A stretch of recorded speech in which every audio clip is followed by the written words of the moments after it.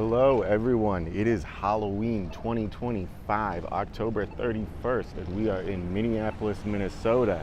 Today we are in Uptown on Hennepin Avenue, celebrating the reopening of Hennepin Avenue. This has been like a 2-year construction project. I've heard so much about it. Everybody has either been super excited to see these changes come to life or has been frustrated by them. Probably a lot of people, a little bit of both. But wanted to do a quick walk through the new Hennepin Avenue just to get the word out there that Hennepin Avenue is open. There are places to park, there are businesses to support, and the time is now to come be part of the bounce back. So happy Halloween. I hope everybody has a great day. Let's go for a quick walk down the new Hennepin Avenue.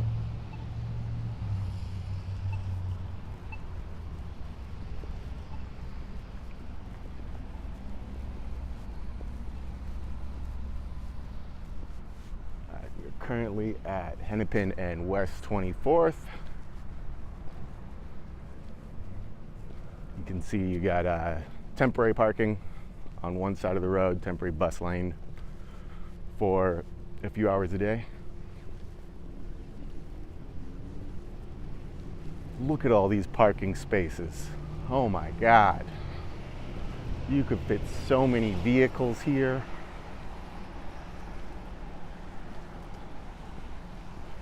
Hey, Cartier, Uptown, baby. Happy Halloween. Happy Halloween, Cartier. Luke Sparing. Yo. Hey. Hey, Luke. Five Guys, Urban Skillet, the Papa John's. Recently closed Starbucks right here.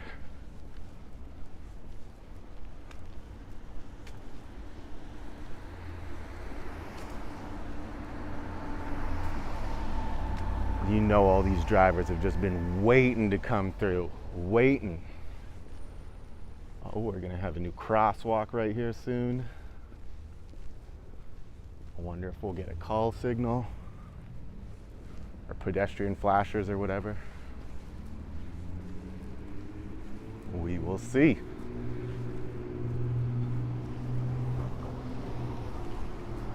Oh, there you go. The Starbucks is open at Kowalski's Uptown Market. So you got to go what? A block away to get to your Starbucks now.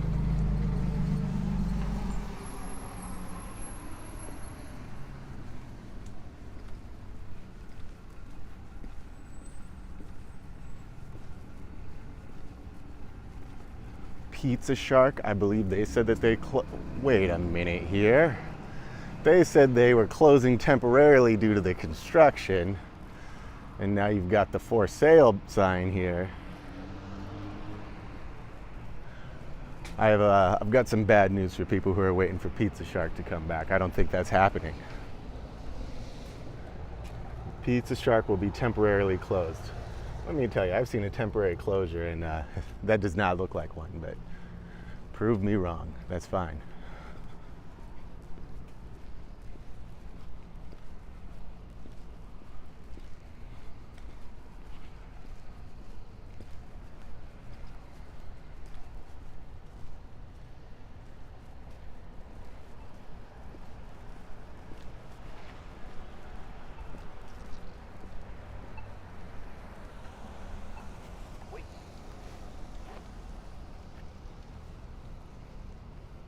Now up here at Hennepin and 22nd, we'll go take a look at these skeletons in a minute. Got to get all the way up to Franklin, right?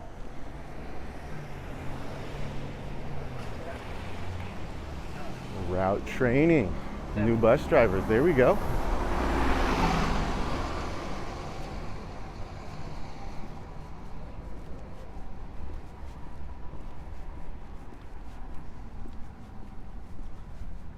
We do have a slightly misty day today, so light rain right now, just a little sprinkle, nothing too bad. Hopefully that'll slow down before the trick-or-treaters are out and about this evening. All the kids out getting their candy.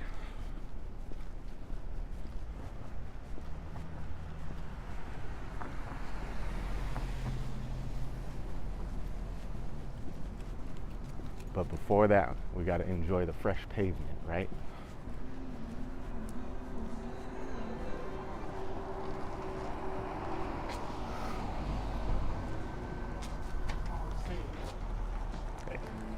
Oh, I'm just getting a picture of this. Thank you, though. We've got the Hennepin Avenue construction is done celebration here at the Lowry. Complimentary bubbles while supplies last. Happy hour all night long. Wednesday, November 5th at 2 p.m. Day after Election Day. Celebrate your elected leader winning. Mourn your elected leader, wannabe elected leader losing, whatever it may be. Celebrate Hennepin Avenue.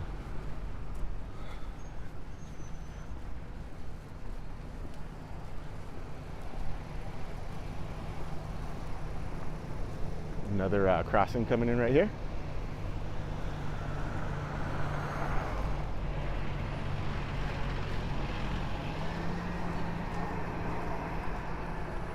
Love those little spots in the redesign just to cut down your walking distance a bit if you need to get across.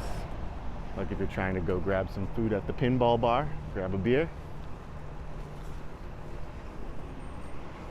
Or a cocktail.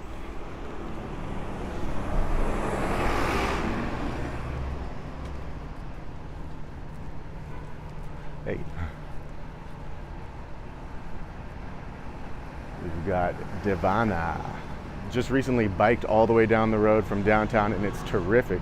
Hopefully the stores can bounce back with the improved infrastructure. Oh yeah, not if but when. Uptown's not going anywhere. I mean, it's hard not to say the worst days are behind us for this neighborhood, barring some catastrophic change. Wait. Got the Sebastian Joes there.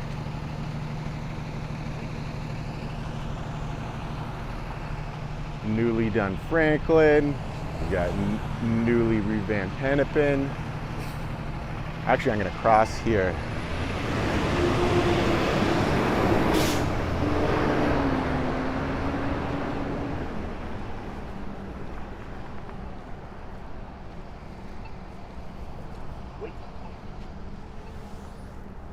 And then cross back in a minute.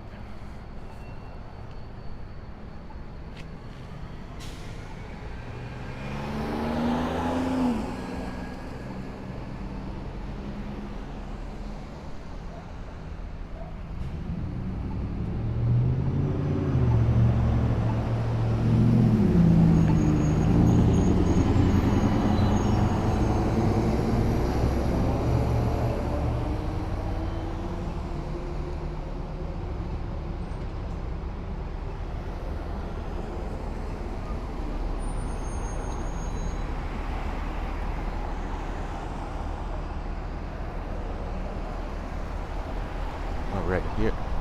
Wait.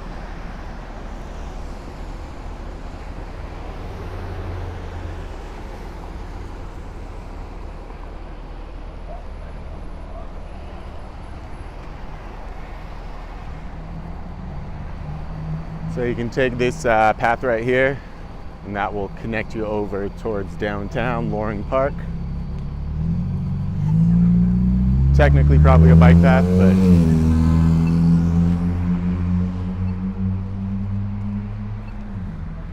way good.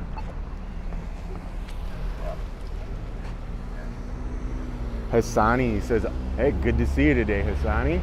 I appreciate you always stopping in. Same with some of the other people here. Uptown was a hopping place in the 90s.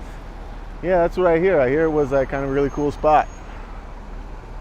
I started coming here in like the 2010s or so and was already changing a bit.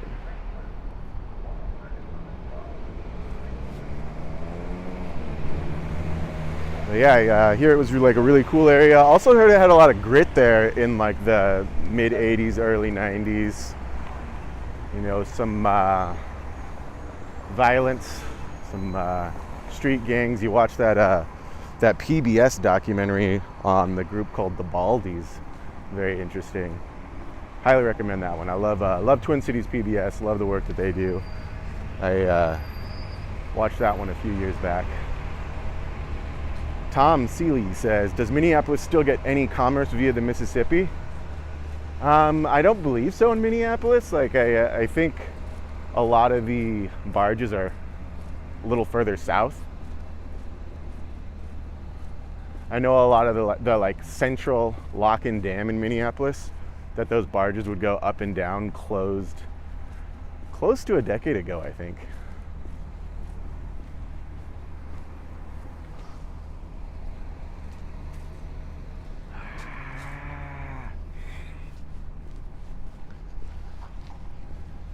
Sani says, happy Halloween. Everybody have a cool Halloween costume coming up? Anyone doing anything?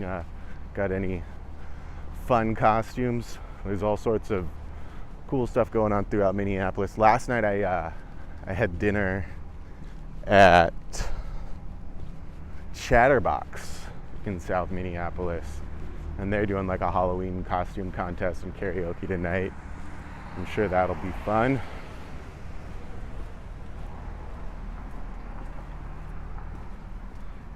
I'll be wandering my neighborhood with my kids, going door to door, getting some candy, seeing what we do.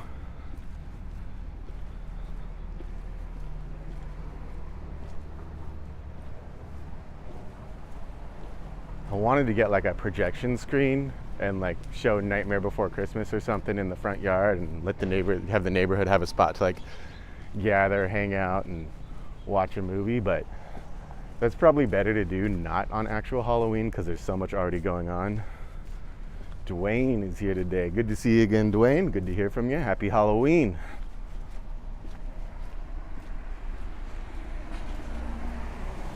We've got the new reopened Hennepin Avenue in Uptown. Such a good redesign. It's scary. Spooky good. Spooky good. Wait.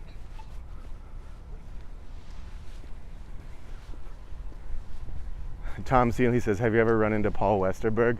No. If I do run into him at a Walgreens on Thanksgiving, or is it Thanksgiving or Christmas? That someone ran into him and then became a prominent right-wing reporter. Thank you, construction crews.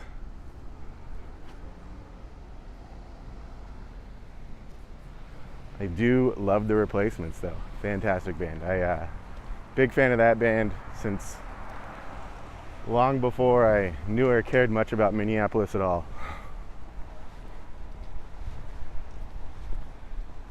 I remember at one point I went to this show and this band covered Bastards of Young, and I was like, oh my God, this is incredible. What is this? And then went home and like was seeking out all their music that I could. Absolutely love that band. Such a cool part of Minneapolis history and rock and roll history and music history.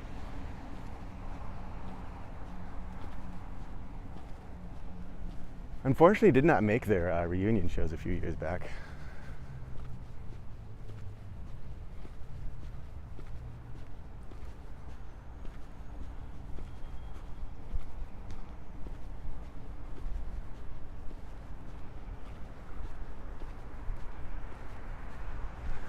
Definitely one that I'm sad that I missed out on.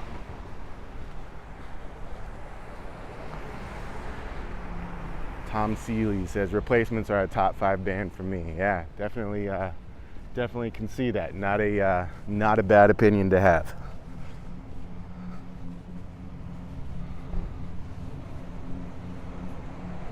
Dwayne says Minnesota does have great artists and bands for sure. Yeah. Oh, we got a scooter coming up on the new bike lane. Love to see it getting used.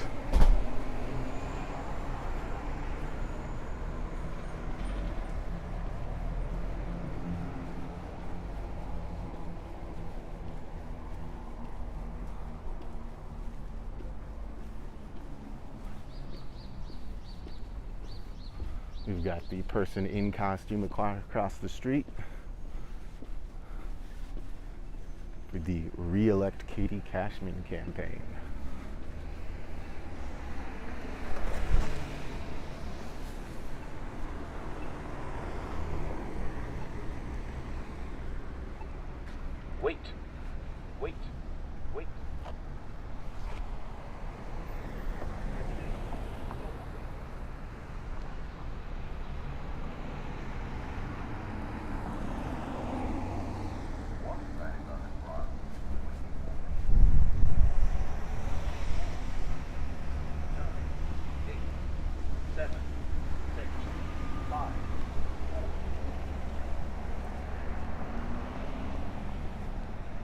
I love the juxtaposition of like these car forward design, or these non-car forward designs, like the bike lane with the new like wider sidewalk and the better pedestrian space, and like the oil change spot spills out onto it, which like, yeah, I mean, have that stuff in cities. That place has been there for a long time. The people need places to get their oil changed, but it's always find it funny when I walk by here and see that. Look at oh, we got the new puppet theater, the Heart of the Beast. If you can ever, so in the Heart of the Beast does some awesome stuff here in Minneapolis. They do all sorts of events and shows. Highly recommend supporting them. They do really cool stuff.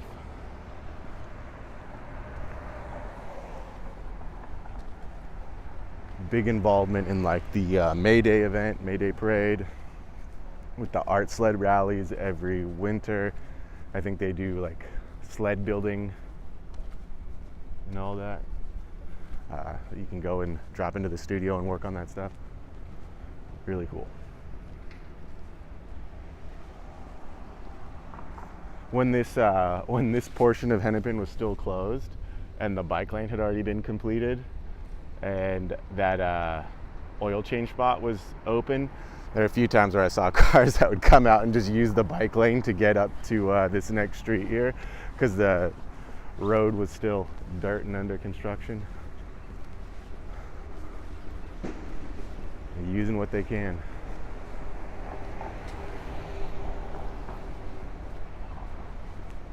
There's the Kowalski's with the Starbucks in it.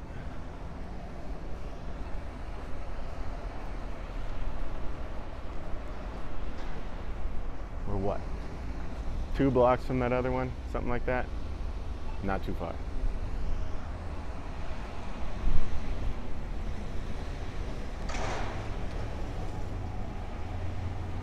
Like the paint here to remind bikers to slow down and let pedestrians cross, as we have this new E-line come open in the coming months.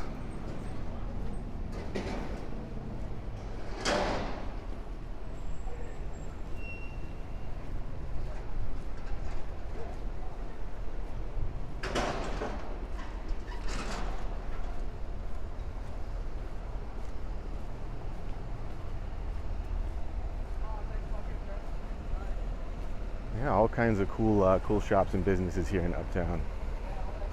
Tom says, has there been any pushback towards expanding bike infrastructure? Oh my goodness, yes. Like there is no bit of bike infrastructure that is put in without massive pushback. It is there's someone who every bike lane you put in is destroying the economy. It's making it so the firefighters can't come through. It's anti-disabled, it's anti-family, it's anti-this, it's anti-that. It's they'll throw every argument at you in the book to try to stop the bike lanes. I don't see enough people using them. Every time I drive by, I don't see anyone on the other ones. We've got too many of them. We need to tear them out. Yeah, every inch of bike infrastructure is met with pushback. We have a lot of really great people in the city who do show up to make the arguments for those bike lanes, to talk about how in Minneapolis we have these plans of these climate goals of getting more people on buses, more people in bikes, more people walking, and how if we're going to meet those goals, we really do need to get those bike lanes and better bus systems and more frequent bus systems if we want to get people out of cars, if we want to be more of a forward-thinking, active transportation city. But yeah, I mean, it's met with pushback. Sometimes there's spots where you want to see them come in and they don't. But I mean, the work that Minneapolis has done on bike infrastructure over the last decade is, simply phenomenal. Like, they've done such a great job in overall not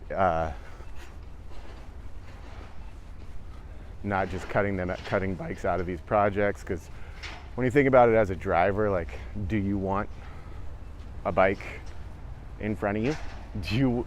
I see people complaining all the, look at them, they're loading up the signs. Get out of here, block signs. I think that, you know, there's arguments to be made for everyone about how that bike infrastructure can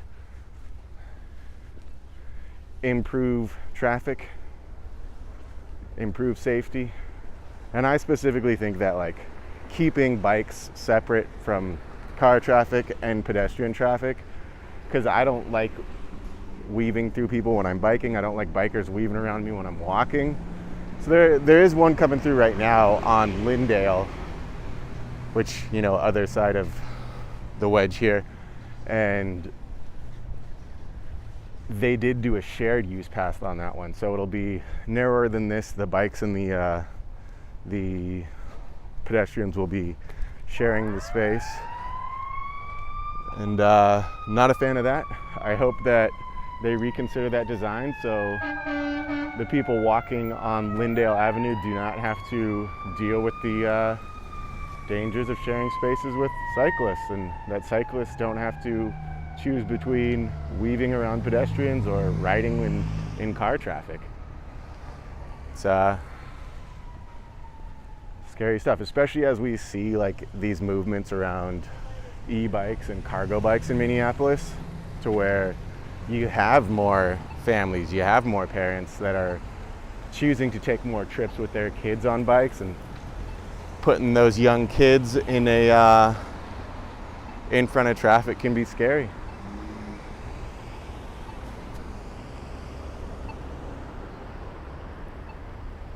Hassani says it usually snows by now in Minnesota. Yeah, I mean, the last few years I think it has. I don't know, we'll see. I'm still, my guess for first snow of the year has been November 7th, but looking at the extended forecast, not looking like that one's gonna happen for Minneapolis, but we'll see. I'm probably a little early on that. Dwayne says people also ride bikes because of the exercise. Yeah, I mean, there's so many reasons. For me, I love bike commuting because of the exercise, because it's like this relaxing way to start and finish my day, to where, like, I'm getting a little exercise in, getting a little movement, getting my body moving, getting my brain ready to sit down at the desk all day. When I, you know, ride bike with my kids or do a bike bus with the group of kids that I do that with, it is just always so refreshing. There's just so many benefits to it, and, like, I absolutely love it, and I recommend it to anybody. I don't think you have to do it. It might not be the choice for you, but I recommend everybody tries it. Tulang Lake says, one thing that justifies the bike lane is if you want a bike from Lake Calhoun to downtown, it's nice to have a bike lane out to the lake.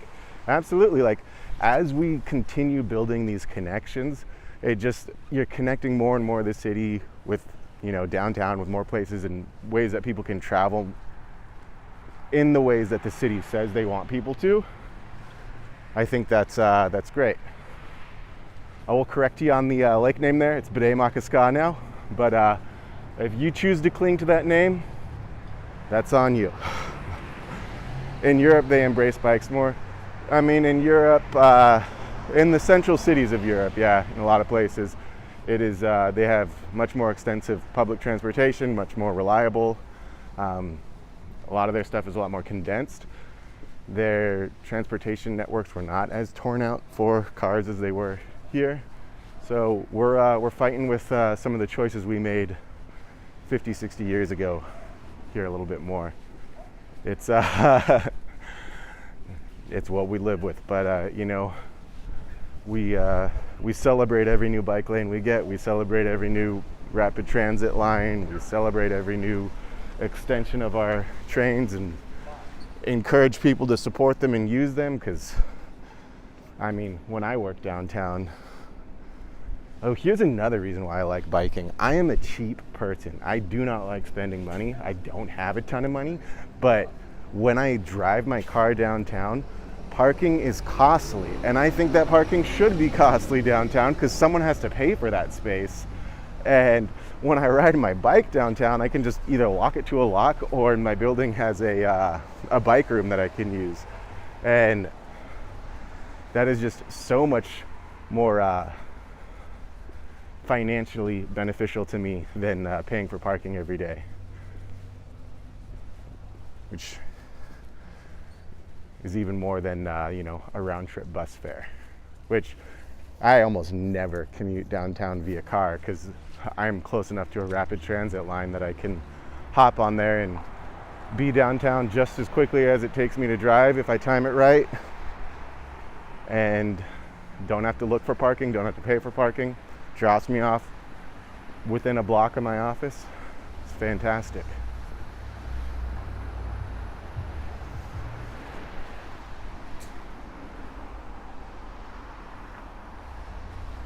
The other issue is people riding their bikes on the sidewalk.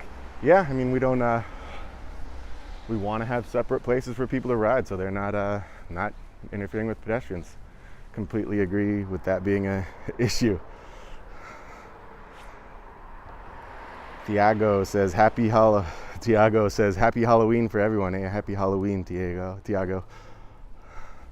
More people are living downtown. It's nice to have a bike to get to Bede Makaska from downtown. See, I caught it and I switched it for you. I'm clingy, he says. Yeah, hard to speak that language. Gas is also expensive. Gas has come down quite a bit over the last few years. I think, I don't know how bad it is up there in Edmonton, right? Or Alberta. I don't know if it was specifically Edmonton. But we've come down a lot over the last few years. I moved here from California, which, don't want to get too into that every time, but it was like $5 a gallon out there, 7-8 years ago. So gas, housing, everything is like comparably affordable here for me.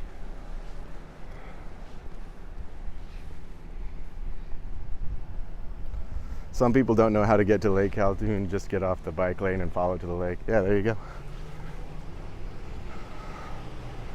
Which area of Minneapolis is this, Tiago? This is Uptown Minneapolis. You're looking at Hennepin Avenue, which has just undergone a massive reconstruction all the way from a few blocks down. We're coming closer to Lake Street, but it is all the way from here through downtown Minneapolis. This is Uptown, through downtown Minneapolis, and then through the central Hennepin neighborhood.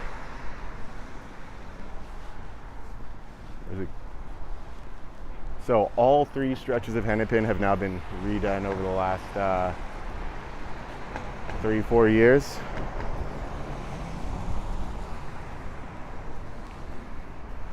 A lot of people, hold this Uptown area very, very dearly. A lot of people have very strong memories of spending time down here in the 90s and early 2000s and in the 80s, and are very unreceptive to change and want to see it how it was before. I don't think Victoria's Secret's ever coming back. I don't think Urban Outfitters is ever coming back. I don't think Famous Dave's is coming back. Like, that stuff is, their models are not, in my opinion, for this area for now. Are the BRT routes active in this area right now, or do the bus stops still need to be finished? They are not active yet. I unfortunately do not recall off the top of my head when they're opening. I want to say December or January, but don't quote me on it. Look it up first. I know it's in the coming months. Should not be relatively long. We did just have the new B line open up. You can kind of see one in the distance there. It just went by along Lagoon, connecting the lakes here all the way to Union Station in St. Paul. Dwayne says, what are house prices like in Minneapolis? You can get in some neighborhoods like 2-bedroom, 1-bath for in the $200,000 to $300,000 range, which for American cities that offer what we have here, I think is fantastic. You're probably gonna have to put some work into that old house, have to be spending a lot of time fixing stuff up, probably have to Watch a lot of YouTube videos to learn how to repair this and that. But then you look at like the homes over here around the lakes, the chain of lakes here, and you've got, you know, multi-million-dollar homes that are just massive.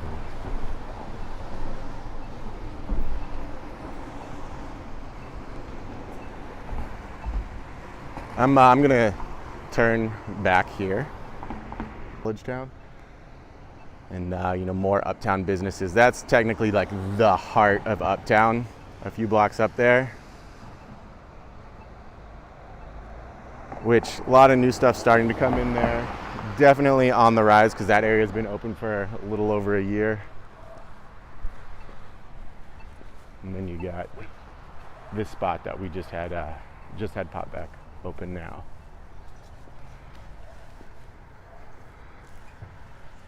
A lot of punk rockers in the 80s used to hang out on the Hennepin Lake area.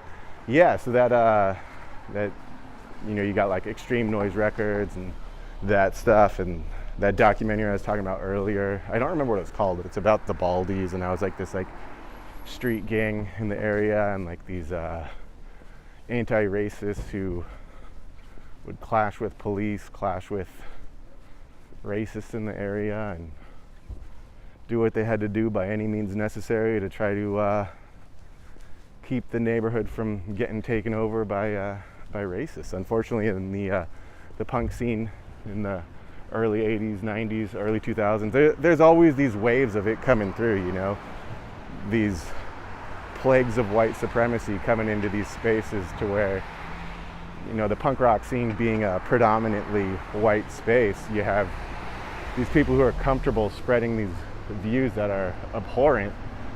And I mean, the place I grew up in, we had I started going to punk shows just as that had started getting phased out a bit, but you know, in the years prior there had been some very very rough clashes with that sort of crowd. And then you saw things like the Proud Boys, who were like taking that kind of punk and oi culture and those styles into their imagery, and a lot of real sketchy people out there that you don't want around. Dwayne says not bad for house prices. Yeah, those are like the small starter home stuff, which like those are becoming harder and harder to come by. And I mean, we can't. This is not something everyone agrees with, and I mean, it's okay if you disagree, but I don't think we have space for any more starter homes in Minneapolis. I think a lot of when we start building more starter homes, they might have to be more condos. As Minneapolis, as our population hopefully grows. Shout out Isles Bun and Coffee. Best cinnamon roll in America. Unbelievably delicious, just doused in icing. 10 out of 10 cinnamon rolls. I would say a must stop if you're visiting Minneapolis.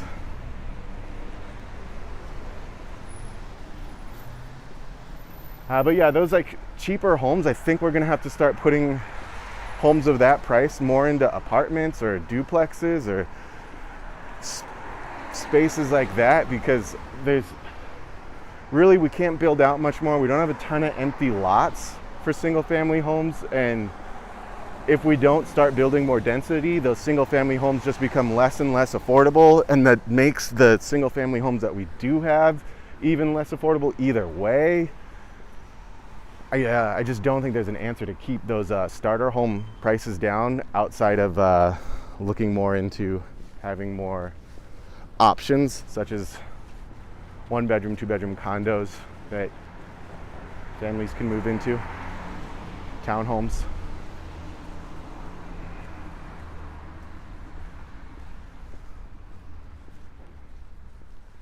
And I mean, I think I've lived in townhomes, I've lived in apartments. I was raised in an apartment, then moved to a single family home, and currently now live in a single family home. And I understand why many of us love living in single family homes, but I'm not sure that the single family home model is going to work for a lot of areas as our population continues to grow. Because if we want Uptown to thrive, if we want our cities to thrive, we have to keep bringing more people here. We have to keep giving them places to live. We have to keep, and if we're spending all our money on housing, we're not going to be able to spend money at the nail salon, at the barber shop, at the bank there.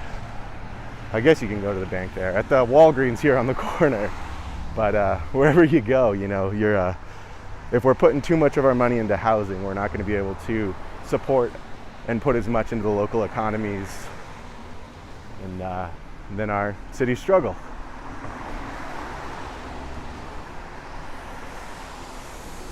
Devin Abraham. Sorry, I read Devin as Devana. I don't know. Devana Braham. I love splitting things up in the wrong way. I sometimes do it intentionally, sometimes not. But they said, are they really that good? I've seen lines of 30 plus people and never check it out.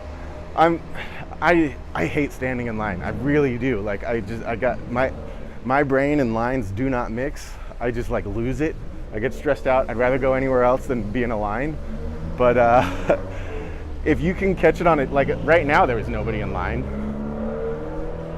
I wouldn't go there at 7 in the morning. Well, maybe 7. I don't know how busy they are at 7. Wouldn't go there at 8, 9, 10 when like those 3 peak hours. Would not go there on a weekend morning. But like if you have time to sneak out on an afternoon and grab one, yeah, they're really good. But are they worth standing in line for an hour good? Like what is worth standing in a line for an hour? I don't know.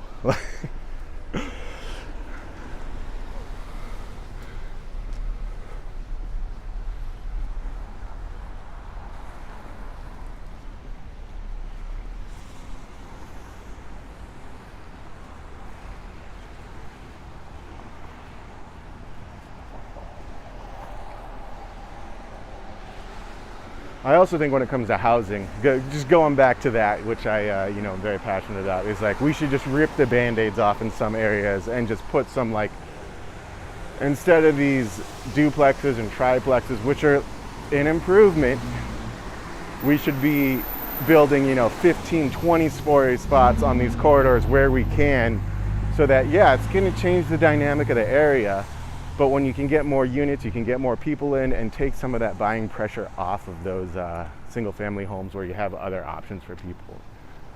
Another issue we've had with housing in South Minneapolis is add-ons. So I mentioned that pricing of that like $200,000 to $300,000 range where you can find some starter homes in that like 2-bedroom, 1-bath type area. Maybe your basement's not going to be finished. You might have to put some work into that. But what we're seeing a lot of is these single family starter homes are getting add-ons. So people will add on an extra story to it. So it'll go from being like a 1-story home to 2 stories or 3. And adding those extra rooms, finishing the basement just continues to add value to those homes. And the prices end up costing more because, I mean, you've put money into it, you've made the home bigger, you've made it to where it can fit more people, and as that happens, you're gonna naturally have a more expensive home when you go to resell it, and then that takes, I don't want to say takes, but then you no longer have that starter home that you used to have.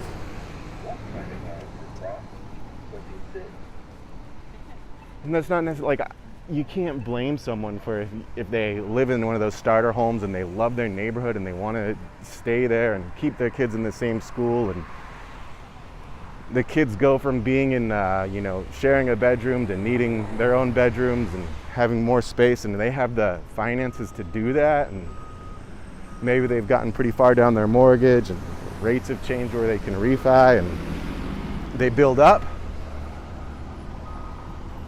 Yeah, it's hard because we do no longer have that single family home that we had before, that starter home. Well, it's still a single family home, but we don't have that starter home anymore. That's great for like young couples, young people who are just looking to buy a home and get into the home ownership.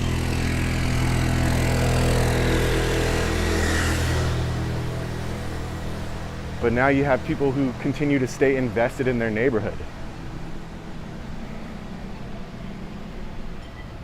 Lang Lake, that's right, more affordable housing. Oh yeah, more affordable housing everywhere. Like, I don't care if it's government subsidized, I don't care if it's the developers bringing it in, I don't care who's paying for it, I don't care who's doing it.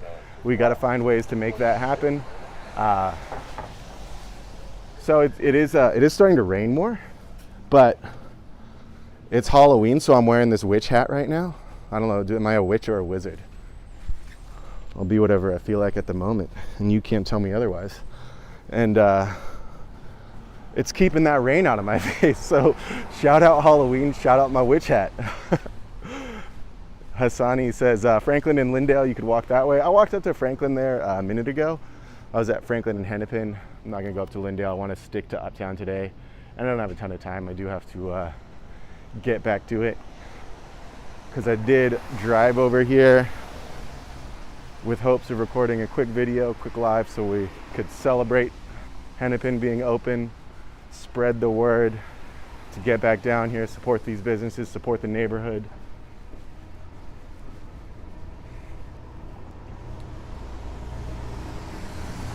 Wow, they really fixed that area up nice. Easier to drive, more lanes wider. I think they actually narrowed the lanes, if I'm not mistaken. A big thing that Minneapolis has been doing in a lot of their projects to try to slow down traffic a little bit is narrowing the lanes. Which, what they did is you've got your bike lane on the other side, you've got 2 lanes of traffic, you got that center median separating traffic, you've got portions that have a bus lane, portions that have bus lane for some hours of the day, and parking other hours of the day. We'll see how it works. But for all the pearl clutching that was done about there's going to be nowhere to park, there is still so much space to park. And I will tell you, if you are worried about walking a block to your destination, if you're worried about when you go to the Uptown balloon store, if you can't walk from the bus stop up to there, if you park up there, you can't walk 5 spaces, you can't block a block, that is an anti-small business sentiment. We all want to say we want to support our small businesses, but we need to consider our habits and how our habits are harming small businesses. And when we only support places that have a dedicated parking lot, that is detrimental to small businesses, because Kowalski's is paying for every square foot of this lot. Like, they pay for this land. That goes into the price of your groceries, that goes into the price of your coffee there, your liquor and beer at the wine shop there. But being unwilling to walk a block, use a park on the side street, take a few steps to go somewhere, is a very anti-small business sentiment. And I don't think we talk about that enough, because when we want our small businesses to operate like corporations, we are asking too much of them. Lang Lake says, oh yeah, sorry. No, don't be sorry. I mean, it looks wider. Maybe it actually is wider. But part of it is that there's, no parking, so it just feels like it can move at the moment. But we'll see what that happens long term. Devin says, I believe they're redoing Lindale next. Do you know if they'll be following a similar road design as Hennepin? I don't know the specifics of the exact road design, but I do know that there are notable differences in the pedestrian and bike safety of it. So they have put bikes and pedestrians in a shared use path as opposed to having a separate bike lane, which I am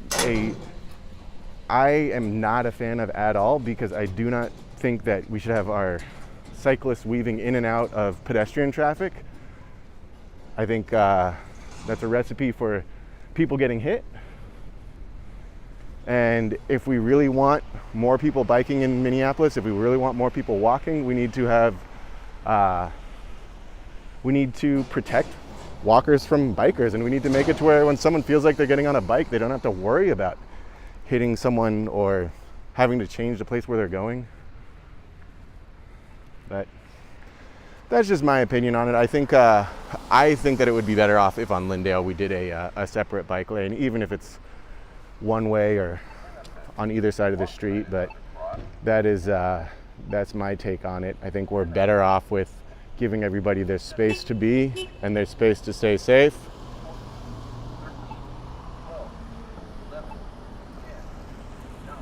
I think the county has put forth their plan for that, and as of right now, it does not include that dedicated space for bikes. So we'll see what the city does. We'll see what the city council says. I think they can not give municipal consent and ask for a redo, but I'm not hopeful. But this is wonderful. So instead of worrying too much about Lyndale, I want to celebrate Hennepin today. You're honking at me? I'm crossing the street. Chill out. Hey.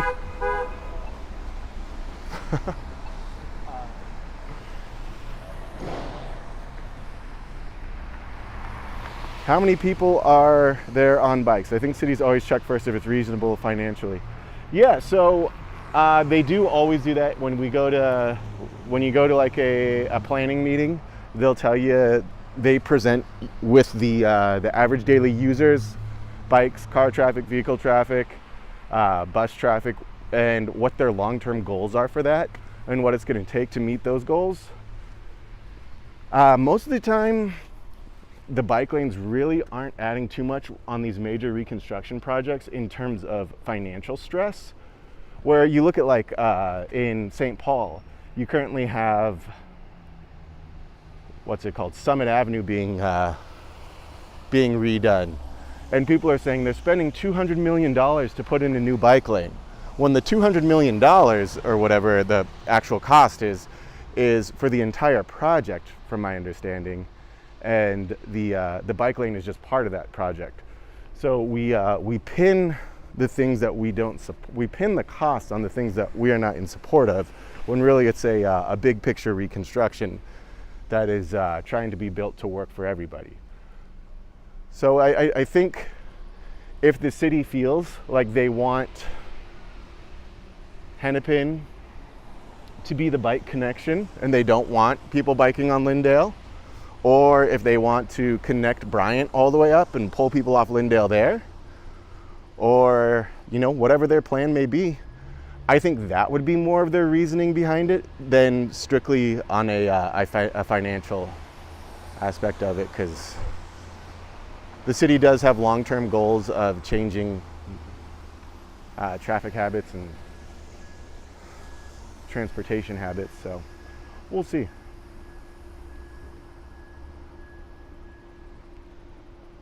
Leland Fitz says, I'm from Germany, and in my town there apparently weren't enough cars to get a zebra crosswalk in front of a school.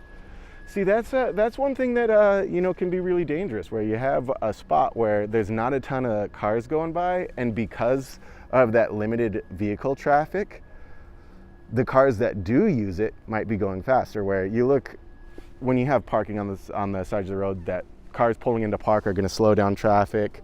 You're gonna have all these different ways that, maybe a car taking a left turn right here, if that gets backed up, that'll slow down traffic a little bit.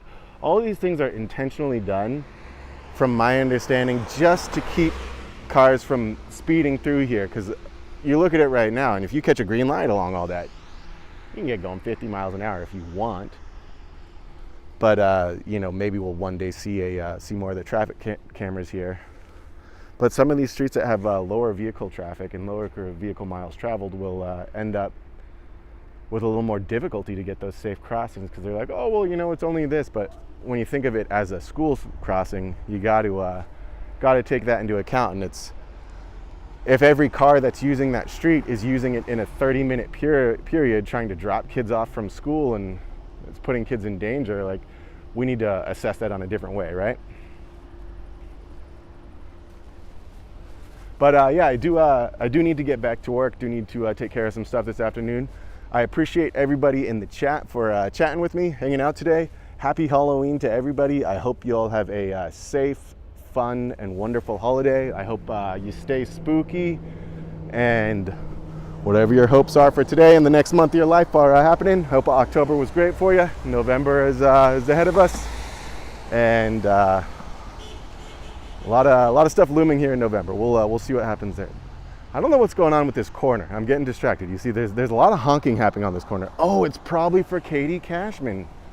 So shout out Katie Cashman. Keep honking for Katie Cashman. If you live in this neighborhood, vote for Katie Cashman.